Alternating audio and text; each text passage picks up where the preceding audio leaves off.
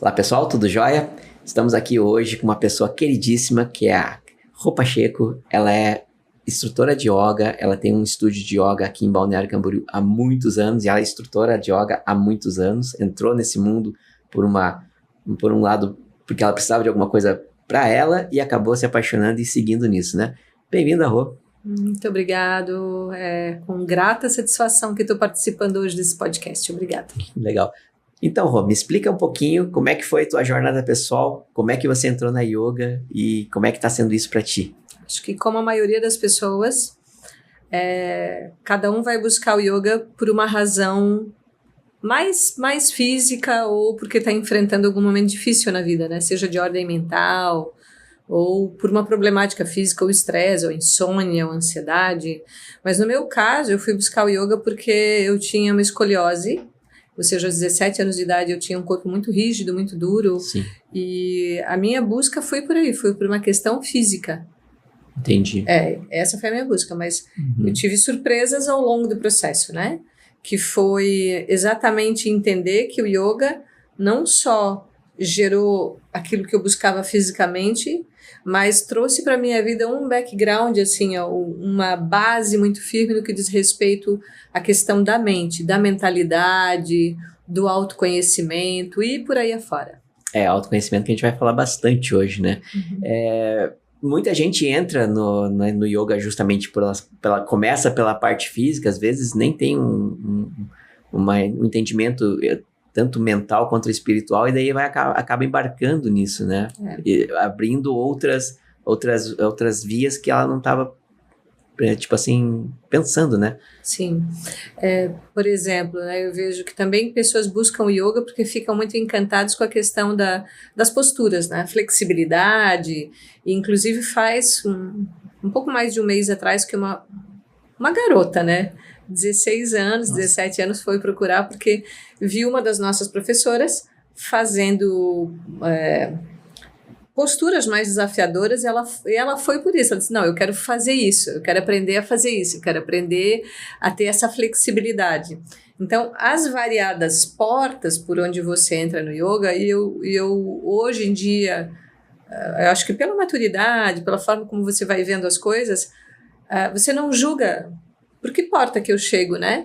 Pro yoga. Entendo. Mas a gente chega por uma porta e, no entanto, o yoga tem muito mais para nos oferecer, né? Chega nessa porta e abre outras portas lá dentro, né? O leque é muito extenso, né? O yoga eu digo, é um universo. É um universo. E assim, dentro desse universo, eu acho que o autoconhecimento seria o maior caminho. Na minha visão, né, e respeitando todas as demais, sem autoconhecimento a gente não vai ter saúde integral, né? Então o autoconhecimento, ele vai nos revelar duas coisas. Ele vai revelar o que a gente tem a fazer, né? Porque quem não se conhece acha que não tem defeitos, que não tem problema. Você já viu aquela pessoa assim, mas fulano, tenha mais paciência, né? E daí a pessoa, mas eu tenho paciência, eu sou calmo, né? Não é isso? Sim. Ela não se dá nem conta do que ela tem como uma questão a ser vencida. E muitas vezes também a pessoa não reconhece o que ela tem de qualidade, o que ela tem de bom, o que ela tem de virtude. Isso também é falta de autoconhecimento, né? Entendo. E quando tu não conhece nem tuas qualidades, e quando eu falo virtude, não é que nós sejamos pessoas virtuosas. Eu acho que o simples fato de nós, por exemplo, nos controlarmos, isso é uma proto-virtude, é uma quase-virtude. Autocontrole é virtude para nós. Sim. No patamar que a gente está hoje, né? Sim. Então, o autoconhecimento, ele vai favorecer essas duas coisas, né? Essas duas visões, né? Do que eu tenho, do que eu já conquistei, mas também do que eu tenho a fazer. Entendo. E existe, para a pessoa ter chegar a ter esse vislumbre de estar, como tu disse, né? Tem que entender como é que é a sua mente e o seu corpo. E quais são os principais desafios que essa pessoa provavelmente enfrenta, talvez, né? Era isso que eu estava procurando. Então, quais são os principais desafios que essa pessoa enfrenta para buscar isso e tentar superar esses desafios, assim, através do autoconhecimento? Acho que isso depende muito de cada um também, né? Acho que os desafios que são os teus talvez não sejam os meus. A gente tem muitos desafios na vida, mas basicamente eles nascem muito, e eu vou ampliar aqui e quero pedir licença, né? Porque há pessoas que acolhem a ideia de que nós somos seres pré-existentes, ou seja, eu não tenho só essa existência, mas eu venho de outras existências, né? E o codificador do yoga, porque como a gente está falando na perspectiva do yoga, ele diz que nós somos almas pré-existentes. A gente não vai alcançar essa perfeição numa vida só. É impossível. Como é que você vai desenvolver todas as habilidades, todas as qualidades? Não tem como. E por que uma pessoa nasce deficiente, entre aspas, deficiente, né? Com uma problemática maior na vida e outro não? Então, esse é um ponto. Então, onde ele liga... Eu acho importante aprofundar isso, Emerson, sabe por quê? Que ele fala assim, ó, um dos nossos maiores desafios, nós como criaturas pré-existentes, existentes e vamos continuar existindo, nós temos questões centrais, a gente tem obstáculos centrais na nossa vida, né? Sim. O maior deles é a ignorância. É o desconhecer quem nós somos. Aí já começa a desenrolar todo esse novelo do autoconhecimento, né? Se nós desconhecemos quem nós somos, né? De fato, assim, quem eu sou, não é a Rô nem o Emerson, é o que está por trás de toda a nossa história. Consequentemente, vai surgir um outro grande obstáculo, que é o egoísmo.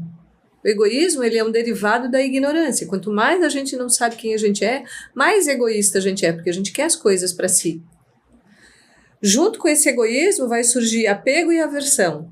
Eu quero as coisas para mim, eu quero viver as experiências boas, eu quero que o meu núcleo seja feliz. A gente vive muito em torno do próprio umbigo, né? Um umbigo um pouco mais largo, que é a família, o trabalho, né? A cidade. A gente é bairrista, né? A gente defende as ideias, então isso tudo tem a ver com apego. E a aversão é um outro obstáculo, que é eu nego tudo aquilo que me faz mal. Por exemplo, a gente vai no restaurante, tem uma experiência não boa lá, e aí você diz, eu não volto mais nesse lugar porque a comida é ruim. Mas dali uns dias vem um amigo teu e falou, puxa, eu fui no restaurante X, aquele que você foi e teve experiência ruim, e fala assim, tive uma experiência ótima lá. Ele falou, e aí você diz, eu nunca mais vou naquele lugar. Por quê? A experiência sua é ruim. Então Sim. Isso é aversão. Eu acho que eu vou repetir a experiência ruim. E por fim ele diz, o grande obstáculo, que você falou, né? Quais os obstáculos? É o medo. Medo é uma coisa que todo mundo tem. E aí Patanjali, que é o codificador do yoga, vai dizer, todos os medos vêm do medo de morrer. Ora, por que eu tenho medo de morrer? Eu só tenho medo de algo que eu já vivi muitas vezes. Porque a gente não cristaliza uma experiência, e isso ele vai chamar de... samskara é um carimbo, como se fosse uma impressão que a gente guarda na nossa mente. Quanto mais a gente vive isso gera uma impressão mais forte, e essa impressão faz a gente ter tendências a determinados comportamentos. Mas essa predisposição a ter esse comportamento, ela só nasce porque a gente já fez isso muitas vezes. Isso então, é um samskara e um vasana. Entendi. Ora, se eu tenho medo de morrer, significa que eu já... Morreu várias vezes. Eu já morri várias vezes, entendeu? Então, aí é que a gente começa a desenrolar esse novelo, que é grande, hein, gente? Esse novelo é grande. Se você dizendo assim, né? De viver e morrer várias vezes, né? E para ter várias experiências, né? Por exemplo, hoje você é professora de yoga. Amanhã, na próxima, talvez não, porque já viveu essa daqui. Isso. Né? Vai ser outra coisa, vai ser... ter outras vidas, outras dificuldades, outras facilidades. A gente vai adquirindo saberes, né? Eu acho que é muito mais inteligente, né? De uma vida, de um criador de tudo, né? Fazer dessa maneira do que dizer assim, não, você vai ter uma chance, faz tudo nessa, porque não tem como. Muita gente não parte do mesmo ponto, né? Que o outro. Tanto é na vida, assim, também. Então, ninguém nasce... Eu não saí do mesmo ponto que você, que outras pessoas. Então, é uma corrida única de cada um, né? Não é uma corrida contra os outros, né? Não. E aí, é isso que você falou. A gente vai adquirindo saberes, né? Então, a gente entra num caminho um pouco, eu diria assim, intelectual, né? A gente vai... munindo a nossa mente de saberes, mas junto a isso vem todas as outras inteligências, que são as de ordem mais emocional, que é o sentir, que é o desenvolvimento da empatia, da compaixão, da paciência, da bondade. Isso você vai adquirindo no exercício, não é uma coisa mágica, né? Uhum. Porque, veja só, você se dispõe a exercitar, por exemplo, ter compaixão, né, por alguém. Começa a vir as situações que vão ser os teus exercícios, situações onde é difícil ter compaixão, que você olha para alguém que você não concorda com o jeito dele ser, da forma como ele fala, mas você não julga. É difícil, né? É. Principalmente nos dias de hoje, bem complicado isso. Muito bem, mas como é que você exterioriza isso? Se primeiro você fizer com você mesmo, porque há pessoas que não têm compaixão por si, né? Uhum. Que são perfeccionistas, que não admitem errar, que querem estar num grau de santidade onde não estão de fato, né? E eu sempre trago a vida muito pro simples, assim, sabe? Eu sempre digo, é o arroz com feijão. Arroz com feijão dá super certo, não dá? Sim. Combina super perfeito, é uma coisa simples. Então, quanto mais, essa atitude na vida de humildade é uma atitude que traz muita paz para a mente, assim, na minha observação, né? Legal, porque assim, como eu disse, no mundo de hoje é bem complicado você fazer isso, né? Tipo, conseguir separar bem isso, né? É o nosso exercício de autoconhecimento. É verdade. E agora vamos voltar para yoga, né? É yoga, né? Ou é yoga? O pessoal chama, tem uns que chamam de yoga. Eu já me debati muito na questão semântica, então hoje eu penso, se você fala yoga ou yoga, mas se você vive os princípios, é isso que importa. Eu já deixo a semântica num segundo plano. Não importa o frasco, e sim o Porque o professor Hermógenes, que é uma pessoa que eu admiro muito, que é a minha fonte de inspiração, né? Um grande professor de yoga no Brasil, falava yoga e ele era uma pessoa extremamente íntegra. E tem tanta gente que fala yoga, mas daí também não fala a semântica correta, mas a vivência do yoga acaba... Entendi. Acaba ficando aquém. Então, eu acho que essa parte, assim, a semântica, o que importa é a gente viver os princípios, né? Tá certo. E dentro do yoga, eu vou chamar de yoga, então, né? Porque eu sempre chamei... É que assim, há muito tempo atrás, eu conheci uns professores de yoga ali de Blumenau. Eles eram sobrinhos de um rapaz que eu trabalhava pra ele. E daí eu falei yoga e eles falaram, não, é yoga. Toda vez que falava yoga, não, é yoga. Aí eu fiquei nessa. Então, pra mim é yoga sempre, né? Fui doutrinado a falar yoga, né? E dentro dessa, existem técnicas que ajudam a aprofundar o autoconhecimento? Tudo. A começar pelo próprio corpo, né? Eu sempre falo para os meus alunos, o yoga não é uma ginástica espiritual. Você não vai fazer uma ginástica. A gente utiliza o corpo como um lugar de autoconhecimento. Então, eu preciso falar um pouquinho do caminho do yoga, né? Então, a jornada do yoga ela é dividida em 8 partes. As primeiras 2 partes, elas falam de uma conduta, de uma forma de se comportar. Primeiro, daquilo que você não deve fazer, primeiro caminho, e segundo, daquilo que a gente deve fazer. Aí, quando ele fala a terceira parte desse caminho, o terceiro anga parte, é a asana, é a postura. Mas muitas pessoas entendem isso como a prática das posturas mesmo, né? A postura do herói, a postura da montanha, a postura do sapo, a postura do pavão, tem várias posturas da árvore, enfim. Mas Patanjali ele vai dizer uma coisa muito interessante. Ele diz que o corpo, ele tem que... Eu vou traduzir isso, ele não está escrito exatamente no Yoga Sutra. No Yoga Sutra está escrito que asana é toda postura firme, estável e confortável. Quando o teu corpo está estável e confortável, ele é o melhor lugar para a mente estar. Entende isso? Então, assim... O corpo precisa estar estável e confortável, ele tem que ter uma firmeza, mas um relaxamento. Aí é um lugar ideal para a mente. Daí eu te pergunto, o teu corpo ou o meu corpo, os nossos corpos, estão quanto de tempo de um dia de 24 horas nesse estado estável e confortável? Muito pouco, né? Então a gente, ao observar o corpo, a gente começa a entender que tem lugares que são muito desconfortáveis, tem muita dor. Tem lugar onde o estresse se concentra. Por que eu tenho meu sistema digestório sensível? Por que eu tenho dor na articulação? Então, a gente está lidando o tempo todo com instabilidades, desconfortos, durezas.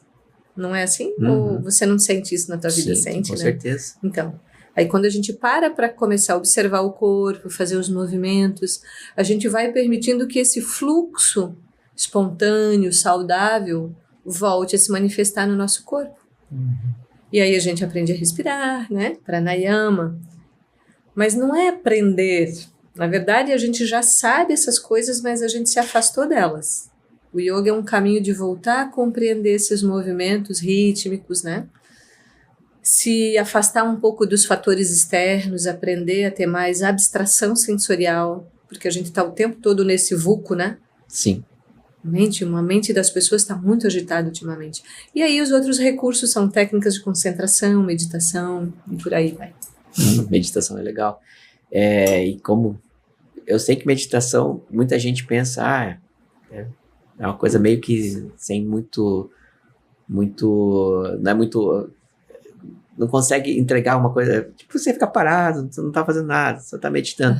E, eu não consigo ficar parado porque meu cérebro tá sempre a mil. Mas não é bem assim, né? Meditação, realmente, teu cérebro começa a ficar mais a mil do que parado. Acho que a gente podia falar um pouco, porque a meditação, ela é um dos principais instrumentos hoje, para mim, no processo do autoconhecimento, né? Legal. Inclusive, quando a gente fala das duas primeiras partes, que é Yama e Niyama, os dois primeiros angas, dentro dessa segunda, cada uma dessas primeiras partes tem 5 outras pequenas partes, que é o que eu não devo fazer e o que eu devo fazer. E nisso que eu devo fazer, Swadhyaya significa autoconhecimento. Então, o autoconhecimento, ele está intrinsecamente ligado a essa prática de yoga. E tudo que a gente trabalha aqui vai nos levar a um estado meditativo. Daí muitas pessoas pensam assim, não, meditar não é para mim. Yoga é muito parado, ficar lá cantando Om, é religião. Esses são conceitos totalmente distorcidos, né? Meditar é parar de pensar. E você, não tem nada a ver com isso. O processo meditativo, ele já começa quando você está se observando. E quando a gente chega num conceito assim, muito elevado, a meditação é estar nessa presença, sabe? Nessa presença divina. Perceber que tudo está numa ordem. E quando a gente fica fora dessa ordem é que é o problema. Então, meditar é quando você vai se aproximando dessa ordem. Você vai sentindo essa ordem. Você está nesse fluxo, você sente ao teu redor. E não tem a ver com pensar ou não pensar. Porque a nossa mente, eu vou perguntar para você, o que a mente faz, Emerson? O que a mente faz, você que está ouvindo aí em casa? O que a mente faz? É o tempo todo tentando resolver algum problema, pensando, né? Então, a mente pensa. Não é a natureza da mente? Ora, Total. Se o processo do yoga é um processo de respeitar a natureza, então a mente pensa. Se eu paro de pensar, eu estou de acordo com a natureza ou contra? Contra. Totalmente contra. Então, eu não quero impedir um pensamento, mas eu quero trocar o pensamento ruim pelo bom. Isso é uma forma de ir saneando a mente, né? Tipo, eu escuto isso muito. As pessoas falam, meu Deus, eu tenho muito pensamento negativo, né? Porque a nossa atmosfera está muito negativa. E se você baixa um pouquinho essa tua vibração... Tu capta mais, né? Você entra nesse campo de negatividades, né? Então a mente está ali pensando aquela loucura, aí você vai respirando. Aquela camada barulhenta, ela vai continuar lá, mas eu passo a não ter muita identificação, porque eu já vou para um nível mais profundo.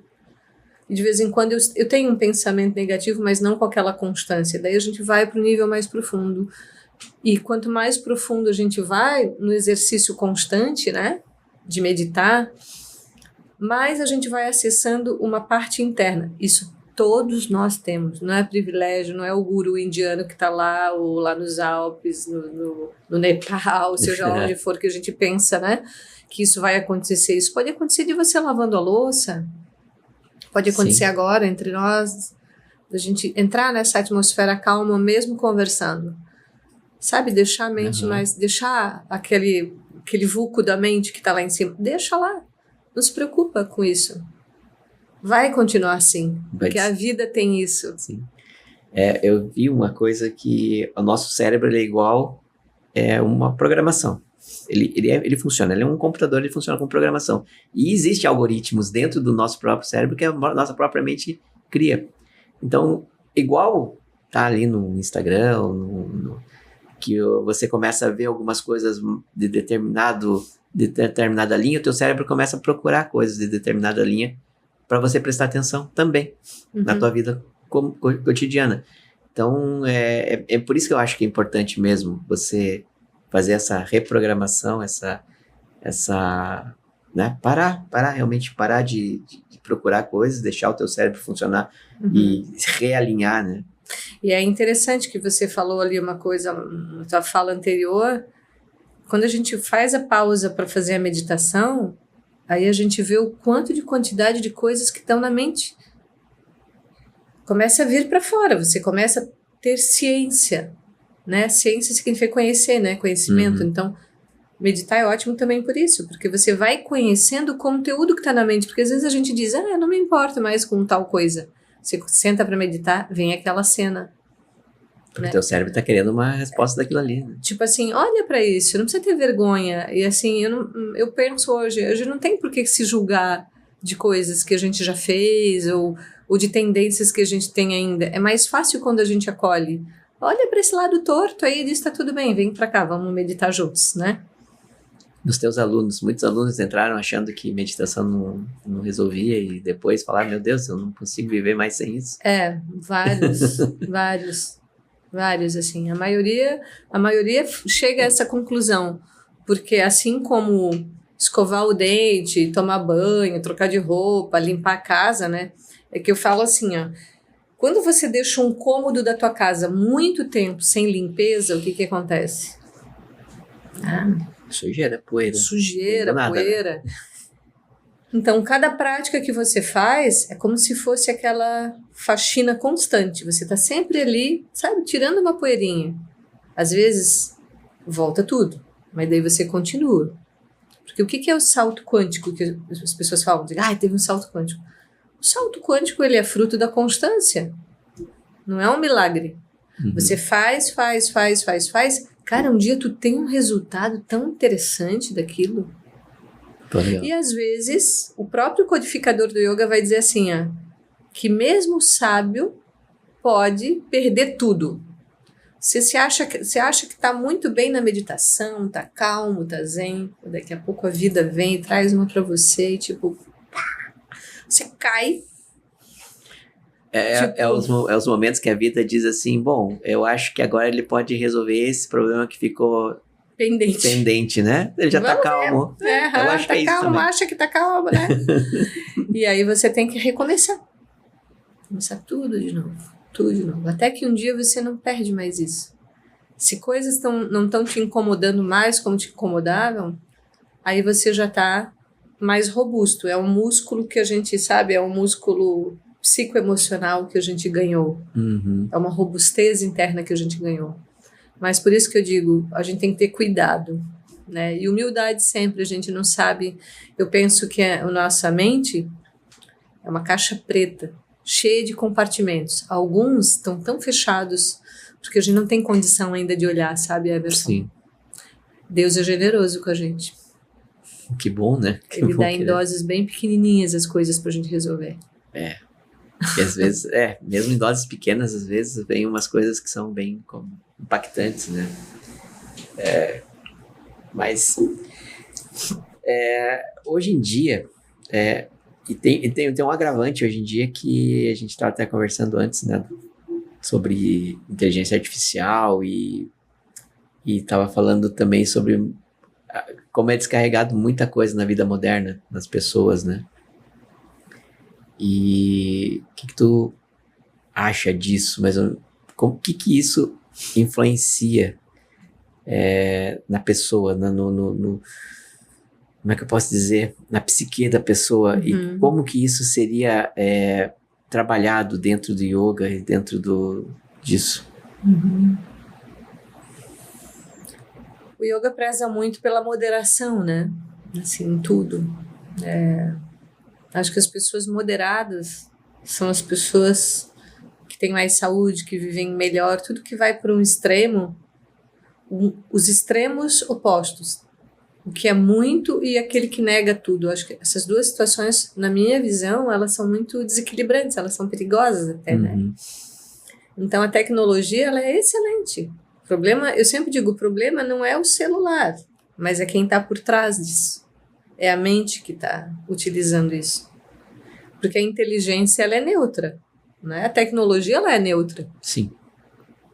Não tem um problema, não está na tecnologia. Eu não vejo nenhum problema aí. Mas eu sempre penso em dados, né? Então, a perspectiva, o prognóstico da OMS, da Organização Mundial da Saúde, que em 2035, mais de 20% da população no mundo vai sofrer de problemas de ordem mental. Então, hoje, o que está se cogitando? Investir mais em inteligência emocional e humana. Porque é só a gente olhar ao nosso redor, as pessoas estão muito desconectadas delas. Delas, né? Estão conectadas demais. Delas, né? Então, aí você pode... mas como que se faz essa conexão? Com as pausas, com o pé no chão. Quando que eu olhei... Qual foi o último dia que eu olhei uma nuvem no céu? Quando foi a última vez que você viu uma nuvem?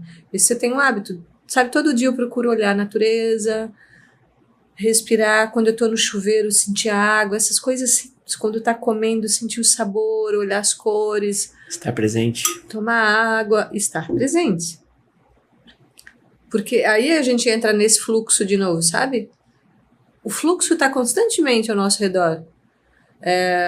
E lógico, hoje a gente sofre muita radiação, né? A gente sofre muito, a gente recebe muito essa carga eletromagnética. Bombardeio, na verdade. Então isso já tem muitos estudos falando do quão nocivo isso é para o nosso... Porque o que o cérebro produz? Energia eletromagnética. A gente é uma usina. E para a gente ajustar essa usina, a gente precisa estar em contato com a natureza. Não é outra coisa.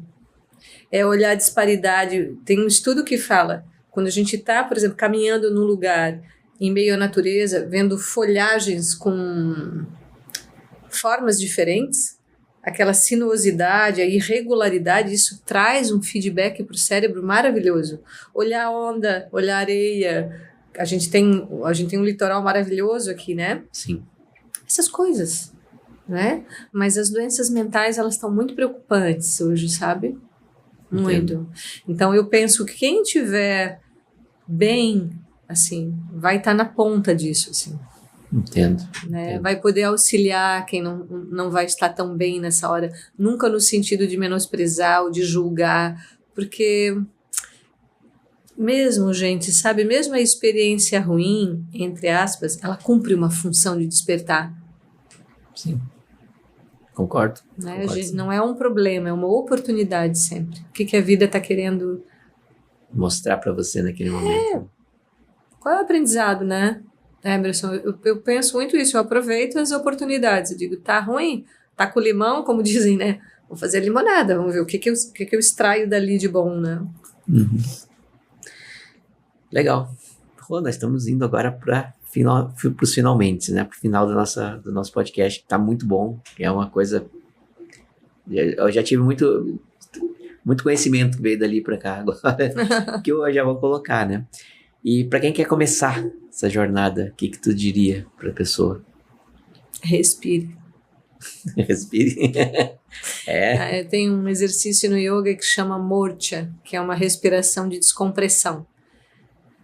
Eu acho que muitas pessoas que vão ouvir esse podcast já sentiram, sentem ou podem sentir. A hora que a mente está fervendo, sabe? Aquele momento que você tem coisas para resolver, você está trancado no trânsito e não tem o que fazer. Você vai ficar naquela fila. Parou tudo. Você está diante de uma situação onde você vai ver uma pessoa que você ama muito doente. Talvez ela vá morrer. Você está numa situação onde você está triste com alguma coisa. Inspira e solta. Morte, chama isso. Inspirar e solta. Porque não tem nada que você vai poder fazer naquele momento a não ser soltar. Depois que você fizer isso algumas vezes, fecha um pouquinho os olhos. O panorama da mente muda imediatamente. Pô, legal. É. Vou tentar.